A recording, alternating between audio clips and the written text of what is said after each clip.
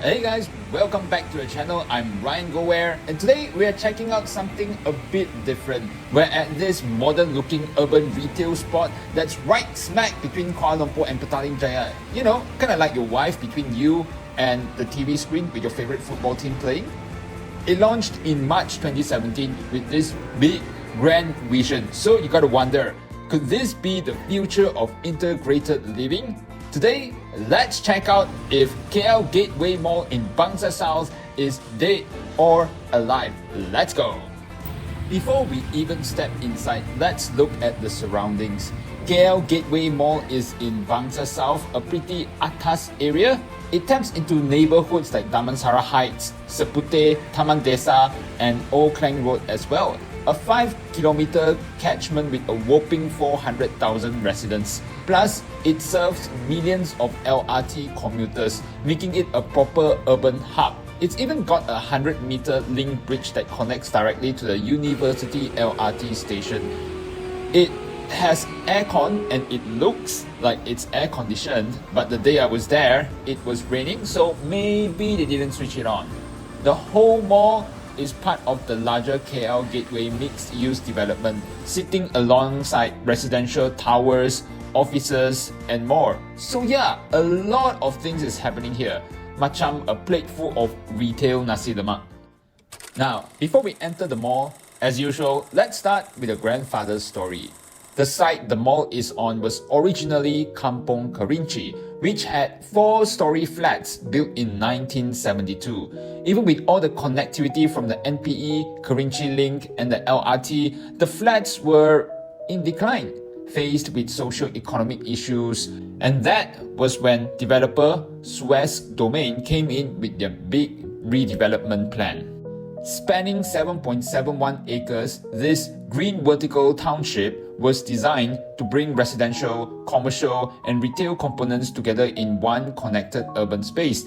Designed by award-winning architect Ted Gibbons of 10 Design, KL Gateway features 5 residential towers, 2 Grade A office towers, a retail mall, and another upcoming residential block. The striking glass facades and towering 42-story buildings make it a real landmark on the city skyline. And hence, they formed the K Baru initiative, and the mall itself was completed and had its big launch on March 2nd, 2017 with a lot of fanfare. It's right on the Federal Highway and has that 100-meter covered bridge to the LRT. It was designed as a modern street mall with themes inspired by 6 continents, all centered around a dramatic piazza under a diamond-shaped ETFE canopy and a large outdoor garden called the Park. How convenient. The developer Suez Capital Sendirian Berhad projected a footfall of over 10 million annually, aiming for full tenancy by late 2017. Back then, occupancy was at about 80%. But how is it like today? Is it fully tenanted already? Let's see. As soon as you walk in from the LRT link bridge, you're greeted by this H&M store, which spans for 2 floors, plenty of choices for anyone choosy. But as you step out of the H&M store, the reality of the mall starts to sink into your face, or eyes in this matter, because you'll notice that the foot traffic here is pretty sparse on the ground floor, even though it was after work around 6 p.m. on a weekday. Maybe people here work longer. The ground floor has many restaurants, but you barely see any of them packed or full. Although you can still smell the fragrance of the food over here, a pretty pleasant walk, I would say. Maybe it was just too early for dinner, but although I say it's sparse, it's definitely more vibrant on the LG and G floors. The LG floor is super busy because of Village Grocer, where you can get your groceries, fresh produce, and hey, if you're a tourist, even grab some local snacks to take back home.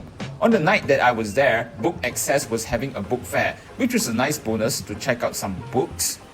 The ground floor also has that outdoor area that looks a bit like Sunway Giza Mall, and you have this large atrium area over here. Standing in the middle under that gigantic glass roof, you feel so grand and small at the same time. There are plenty of restaurants around, and it feels like this place could really come alive at night. And you know what's even better? If they have a live band over here in the center area, it could literally feel like a concert, a sit-down eating concert. You'll also see some huge escalators and this giant fan contraption. Let's keep exploring. As you go up to the upper levels from UG onwards, the crowd dwindles significantly. There are still people on the UG floor walking around, but you can see the telltale sign of a not so well-to-do mall already. You know, the signs where people putting up their feet on the benches and just talking at a very audible voice over their phones. But on level 1, level 2 and level 3, the higher up you go, the less and less people you see until at level 2, where it's literally as if I was walking into a liminal space or something, because literally I couldn't really see anyone up here aside from 3 or 4 souls you could definitely count with your fingers. And level 3, which is totally just empty. It's like the mall has already closed or you were the first one to arrive. Alright, enough about the depressing part. Let's check out the more exciting part, which is notable tenants. First, way up on level 3 is a bit like a hidden level because you can only find an escalator to it near the Mr. DIY on level 2.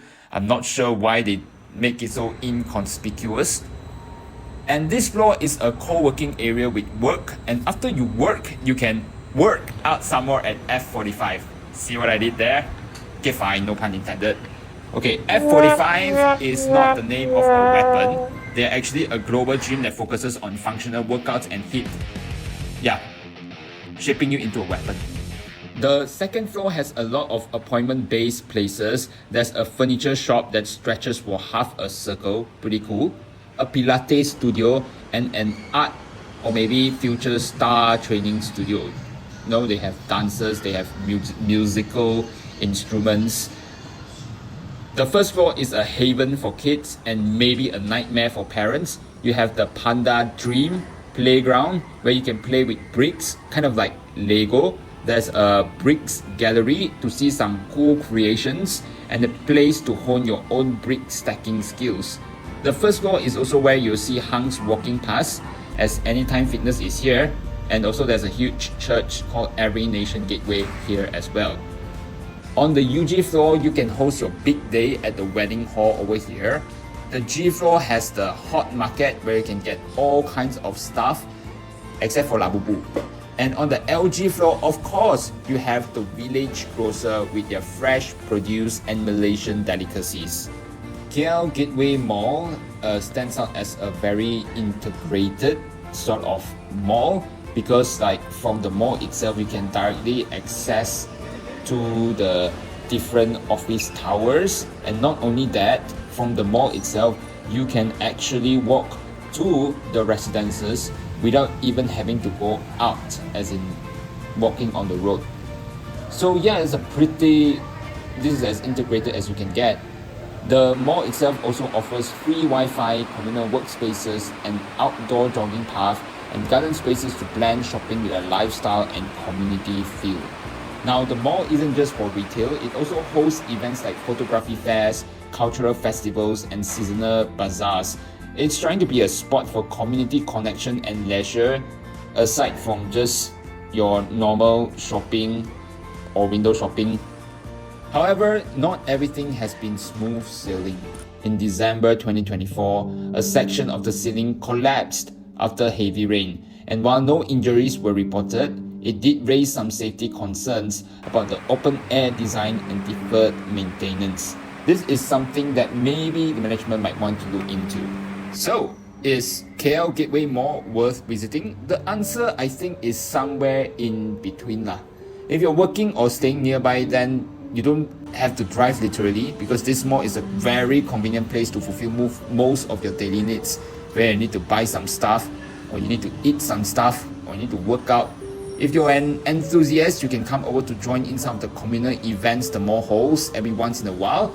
Or if you're a workout junkie, maybe the F45 and Anytime Fitness are good avenues for you to buff up your body. Well, KL Gateway Mall is not really dead, but it's not exactly thriving like it once aspired to be. not unless it gets revitalized with upgrades and fresh programming. It's hard for it to be truly vibrant and happening spot, especially when the gardens and Mid-Valley Mega Mall are just a stone's throw or LRT throw away. It definitely can't compete with them in terms of tenant mix. But what it is trying to do to stand out is becoming a community center by holding different sorts of events. And guys, if you visited this place recently, let me know what do you think in the comments below. Is it a hidden gem or a fading star? And don't forget to like, share and subscribe for more urban stories from KL. Thanks for watching.